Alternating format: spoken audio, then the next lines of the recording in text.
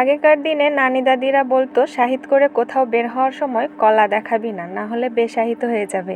আসসালামু আলাইকুম, কেমন আছেন সবাই? আশা করছি ভালোই আছেন। নতুন একটা ভিডিওতে সবাইকে স্বাগতম। আগেকার দিনে এই কথার প্রচলন থাকলেও এখনকার দিনে কেউ এই কথাগুলো মানে না। সকালবেলায় আমার হাজবেন্ড পুকুরের পাড় থেকে অনেক বড় একটা কলার কাঁদি নিয়ে চলে এসেছে, আর এই কলাটাকে কাটতে আমি আর আমার শাশুড়ি মা রীতিমতো হিমশিম খেয়ে যাচ্ছিলাম। কেননা এই কলার কাঁদিটাতে অনেকগুলো কলা আছে, আর এতই গিবিচিপি হয়ে আছে কলা যে কাটতে পারা যাচ্ছিল না, ভালো মতো ধরতেও পারা যাচ্ছিল না। তো যাই হোক, কোনো রকমে কলা কাটা শেষ করে চলে গেছি একটু রান্নাঘরে। চলেন আজকে অন্য কোনো ভিডিও না দেখায় গ্রামের মেয়ে কিভাবে রান্না করে সেই ভিডিওটাই আপনাদের সাথে একটু শেয়ার করি।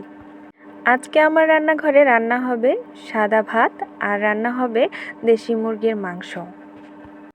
আর আমি ভাতটা রান্না করার জন্য প্রথমে চালগুলোকে ধুয়ে নিয়েছি, তারপরে পানি আগে থেকে গরম করা ছিল, তো গরম পানির মধ্যে আমি চালটা দিয়ে এখন চুলাটা ধরিয়ে নিচ্ছি। আমরা মাটির চুলায় রান্না করি গ্রামের মেয়েরা, আর মাটির চুলায় রান্না মানেই বুঝতেই পারছেন বিভিন্ন খড়ি। আমি এখানে ব্যবহার করেছি সরিষার কাঁটা, সরিষা উঠেছিল সেই কাঁটাটা মানে সরিষার খড়িটাকেই আমি জ্বালানি হিসেবে ব্যবহার করেছি। আর এই যে এইদিকে আমার মুরগি কাটাকাটি শেষ, আলু দিয়ে রান্না করব আজকের মুরগির মাংস।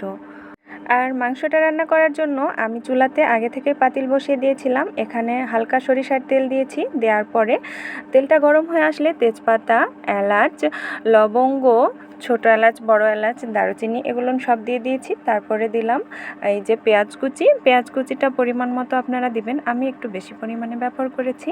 তারপরে এটা হালকা একটু লাল লাল হয়ে ভাজা হয়ে আসলে এর ভেতরে দিয়েছি লবণ পরিমাণ মতো, তারপরে দিয়েছি কয়েকটা কাঁচামরিচ।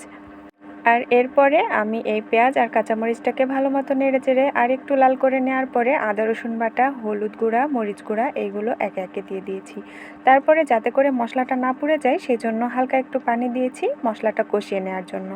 মশলাটা আমার এইদিকে কষানো শেষ, আর এই যে দেখেন আমার মুরগির মাংস। আর মুরগির মাংসের ভেতরে একটা ডিমের টুকরা দেখতে পাচ্ছেন, এটা আমি এই ডিমটাকেও রান্না করে ফেলবো।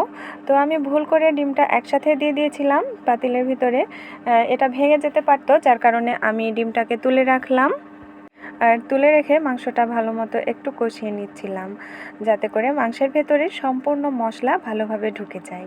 আর এই যে আমার রান্না, এখন যখন আমার মাংসটা হালকা কষানো হয়ে এসেছে, বলক এসেছে, মানে মাংসের ভেতরকার পানিগুলো বের হয়ে এসেছে, তখন আমি এর ভেতরে ডিমটা তুলে দিয়েছি আবার। আর তারপরে দিয়ে দিয়েছি কেটে রাখা আলুগুলো।